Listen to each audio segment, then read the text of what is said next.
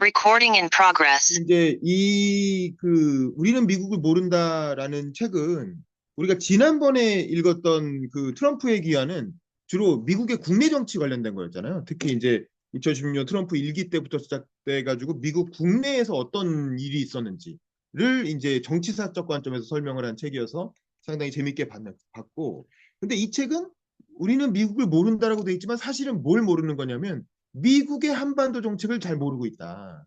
그래서 사실은 이거 뭐 거의 군사 덕후가 아닌가 싶을 정도로 약간 이제 그런 거에 초점을 맞춰서 얘기를 계속 하고 있어요. 그래서 저는 좀 재밌게 봤는데, 일단 이 기자 자체가 한국의 그 미국 일반적인 특파원들과는 다르게 미국에 상당히 이제 정착을 한 상태에서 일단 영어가 아주 능숙하고 미국의 다양한 정책 결정가들을 이제 국방부 펜타곤과 워싱턴 그 국회 사이를 왔다 갔다 하면서 열심히 현장에서 주워 듣고 취재도 하고 질문도 하고 개인적으로도 만나고 하면서 좀 그 전방위로 취재하는 모습이 좀 일단 신기하기도 하고 그냥 재밌었어요. 왜냐면 한국 특파원들은 한국에서 특파원 갔다는 건 놀러 가는 거거든요.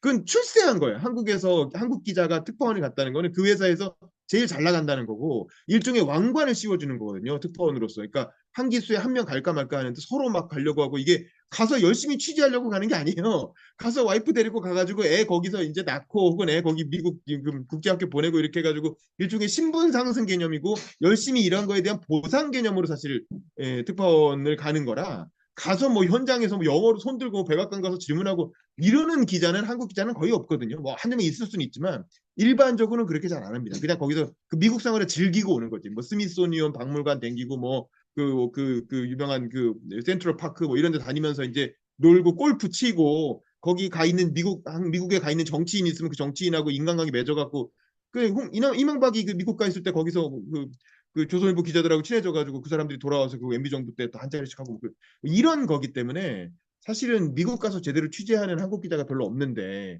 이 사람은 그래서 내가 이 사람 도대체 이게 전 스토리가 어떻게 되는 사람이냐 되게 궁금해했던 이유가 이런 기자가 있을 리가 없는데 한국에 이런 기자 잘 없는데 특이하다라고 해가지고 찾아본 거예요. 근데 보니까 어쨌든 나름대로 사명감을 가지고 한국의 어떤 국익의 입장에서 다양한 그 취재 활동을 하셨다라는 생각이 들었어요. 그래서 그런 점이 재밌었고 또 하나는 사람 사는 건 다 똑같구나. 미국도 돈 아까워하는구나. 우리가 옛날에 어렸을 때 생각했던 미국은 진짜 슈퍼맨이고 전 세계를 다 이렇게 커버하는 정의의 사도, 세계 경찰 뭐 이런 느낌이었는데 이제 전혀 아닌 거죠, 이제. 미국도 이제 그 뭐 민주당 공화당 할 것 없이 다 돈 계산하고 도대체 이걸 해가지고 우리한테 남는 게 뭐야? 뭐 이런 걱정을 한다는 거 하고. 근데 또 하나는 이게 모병제 전환하면 절대 안 되겠구나. 이게 왜냐면 모병제가 돈이 너무 많이 드는 거예요. 이게 미국도 물가가 오르니까 그 군인들 월급을 줘야 되잖아요. 또 미국은 군인의 지위가 꽤 높잖아. 그러니까 그 정도의 어떤 사회적 지위를 보장해주고 그렇게 하려면 엄청나게 천문학적인 예산이 지금 들어가고 있는 거예요. 그리고 또 그 천문학적인 예산을 주는 미군을 운영하기 위해서 전 세계에 또 미군을 파병하면서 어느 순간 이게 필요해서 처음에 파병했는데 나중에 그 사람들의 일자리를 위해서 또 그걸 해야 되는 그런 뭔가 이렇게 역전 현상이 나타나고 있는 것 같다는 생각이 들고 우리나라도 그 진보 쪽이나 민주당 일각에서 자꾸 모병제도라는 얘기를 하는데 이거 굉장히 위험한 생각이다. 지금 윤석열이 그 사병 월급 200만 원 던진 바람에 그거 올려주느라고 지금 엄청 허덕허덕 하고 있잖아요. 근데 여기다가 만약에 완전 100% 모병제로 전환해서 한다. 도대체 연봉을 얼마를 해야 모병이 되겠어요? 연봉 3천 하면 모병 될까요? 연봉 5천 하면 모병 될까요? 왜냐면 이렇게 해서 전쟁 나면 죽을 수도 있는 건데 제가 보기엔 이거는 그 현실적으로 모병이 안 될 것이다. 모병제로 전환하면 아무도 안 갈 겁니다. 아무도. 그래서 저는 이거는 거의 불가능에 가까운 거라고 보고 그래서 그렇게 지금 이미 200만 원 던져놓은 거 낮출 수 없잖아요. 한 번 올렸는데 낮출 수 없잖아요. 총든 사람들한테 월급을 갑자기 낮추면 어떻게 그래서 저는 이건 절대 그런 건 해서는 안 된다고 생각을 하고 대신 또 하나는 이렇게 되면 이렇게 해가지고 사병 월급이 점점 비싸지잖아요. 그럼 아마 드론화를 추진할 거예요. 이게 현대차랑 똑같아요. 노동자 월급 올라가니까 로봇을 하죠. 자동화 하잖아요. 군도 이렇게 월급을 올렸다 드론화 할 거야. 드론화 하면 저는 어떤 생각이 만약에 윤석열이 계엄을 했을 때 특수부대가 아니라 드론을 국회로 보냈다면 어떤 일이 일어났을까요? 드론은 그냥 쏴요 쏘라고 하면 버튼만 누르면 윤석열이 버튼 누르고 김용인이 버튼 눌렀으면 쐈을 거 아닙니까 시민이고 뭐고. 그래서 이거는 굉장히 위험한 거예요. 군이라는 게 외부로만 쓰는 게 아니라 내부적으로도 활용될 수 있기 때문에 그래서 저는 이런 식의 어떤 이렇게 되는 거는 모병제는 반드시 군의 자동화, 드론화로 이어질 것이고 이거는 굉장히 위험한 결과를 가져올 수 있다는 생각이 들었고 근데 어쨌든 우리도 이게 미국이 결국 우리한테 이제 돈을 요구한다는 거잖아요. 너네도 선진국 됐으니까 너네도 이제 국방비 써. 너네도 옛날처럼 꽁으로 이렇게 우리한테 업혀갈 생각 하지 마. 그 얘기인 거고. 특히 우리 주한미군은 2만 명 넘게 지금 주둔시키고 있는 상황에서 거부하기 어렵겠다라는 생각이 들어요. 그래서 어느 정도의 어떤 합리적인 수준의 국방 예산은 피할 수 없을 것 같은데 다만 그렇다면 이제 스마트한 방식으로 해야 되겠지.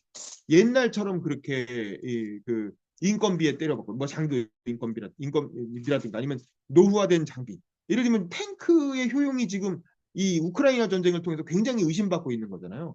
탱크라는 거 조그만 그 드론 우크라이나 드론 50만 원도 안 되는 드론이에요. 이런 개인들이 탁자에 앉아갖고 조립한다는 거예요.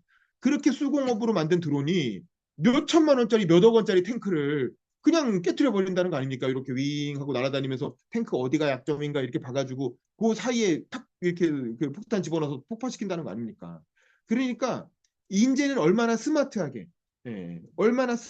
새로운 어떤 그 변화되는 전장 환경에 맞게 예산을 투입할 것인가를 우리가 깊이 고민해야 될 시점이고 그냥 이제 기존에 하던 방식대로 미국이 F-35 만드니까 우리도 F-35 이런 식으로 이렇게 대칭 전력 위주로 가가지고는 이게 돈만 쓰고 결국 전쟁에서는 패배하는 이제 그런 결과를 가져올 수도 있겠다는 생각이 들고 또 하나 이 북한의 핵은 이제 없애기 어렵겠다는 생각이 들어요. 여기서 숫자를 보니까 이미 40개 넘게 가졌다는 거고 지금 100개를 본다 세 자릿수로 간다는 거잖아요. 이건 시간 문제거든요. 북한이 지금 이 공장 가동하고 있기 때문에 결국 100개 이상으로 갈 텐데 그렇게 되면 100개의 핵무기를 가진 나라와 핵 빵개인 나라가 대치하고 있는 상황인 거거든요. 이 현실을 직시해야 돼요.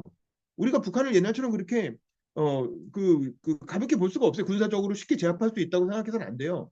이제 어느 순간 옛날에는 북한을 너무 두려워했던 게 문제였고 어느 순간 우리가 재래식 군사력이 북한을 압도한다는 걸 알게 되면서부터는 북한을 너무 사실은 만만하게 생각하고 있는데 이제는 북한은 핵을 뭐 100개 이상 가지게 될 거고 거기에다가 북한은 지금 우크라이나 전쟁을 실전으로 경험했잖아요. 그러면 이제 북한도 엄청나게 드론 생산을 할 거라고. 또 드론의 장점은 여기서 나오는 게 아주 싸게 대량 생산할 수 있다는 거예요. 그리고 그 싸게 대량 생산할 수 있는 기술을 주로 누가 갖고 있냐? 중국이 갖고 있는 거예요. 중국하고 러시아가 이번에 많이 겪었고 그걸 다 북한하고 가까운 나라들이잖아요.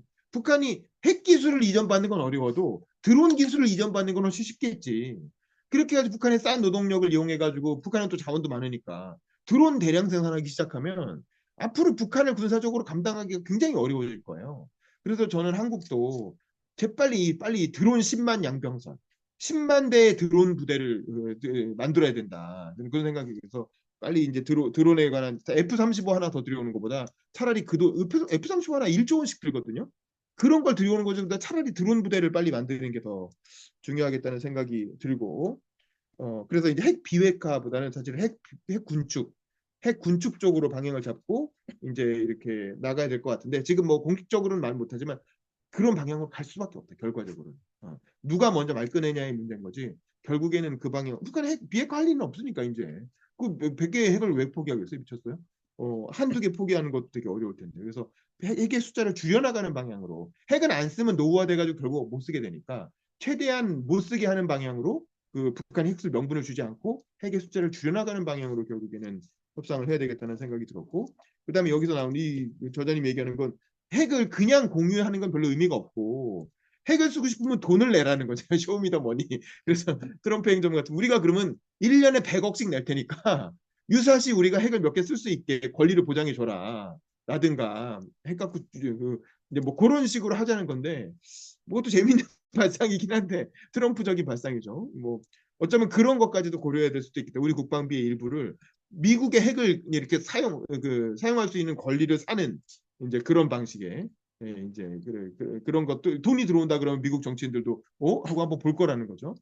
그런 것도 이제는 이념의 시대가 갔기 때문에 이제 그렇게 돈으로 미국 핵을 사서 쓰는 그런 방안 그런 것도 한번 고민해 볼 수는 있겠다는 생각이 들고 지소미아 관련 파트에서는 이 한미일 간의 군사협력은 필수예요. 이게 피할 수가 없어요. 그러니까 김영배 의원처럼 민족주의적 정서에서 뭐 일본만 좋은 거 아니냐 그렇게 볼 수 없다는 거고 민주당 의원들 대부분 사실 그런 생각을 하고 있는데 한미일 간의 군사협력은 이제는 피할 수 없다. 뭐 일본이 뭐 자위대가 한국 들어와가지고 뭐 한국에 주둔하고 뭐 이런 그 판타지 속에 이게 그런 사고 방식에 갇혀 있어서는 안 되겠다는 생각이 들고 이 변화하는 안보 환경을 생각할 때 이 일본을 포함한 이게 일본과의 군사 협력을 하지 않으면 미국이 도와주지 않을 거다. 그래서 한미일 간의 군사 협력을 피할 수 없고 저는 여기에 더해서 동남아시아까지 동남아시아 이거 인도네시아 뭐 이렇게 말레이시아 거기에다가 인도까지 아울러서 이제 군사적인 교류 협력을 좀 이렇게 폭넓게 여차하면 비빌 언덕이 많을수록 좋다는 거죠. 그래서 이제 동남아시아의 어떤 군사 협력도 많이 할 필요가 동남아가 있고 중국하고 그러니까 안 하려고 관계 하지만 있어서. 우리나라가 공군사관학교가 인도네시아랑 교류를 했거든요. 그래서 인도네시아 사관생도가 제가 공사 교수원 할 때 인도네시아 사관생도가 공사에 와가지고 교환학생으로 그 수업을 들었어요.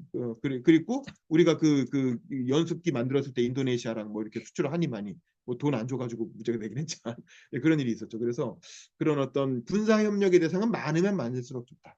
그래서 우리가 아직 전 세계로부터 그렇게 별로 공격받고 있지 않으니까 우리는 뭐 그렇게 큰 원죄도 없고 다른 나라 침략한 적도 없고 일본처럼 뭐 그런 것도 아니잖아요. 그러니까 이럴 때 이것도 한류 때문에 이미지도 좋고 그럴 때 이제 군사적인 협력 방안을 최대한 다각도로 많이 마련할 필요가 있겠다. 그런 생각이 들었습니다. 제 얘기는 여기까지 하겠습니다.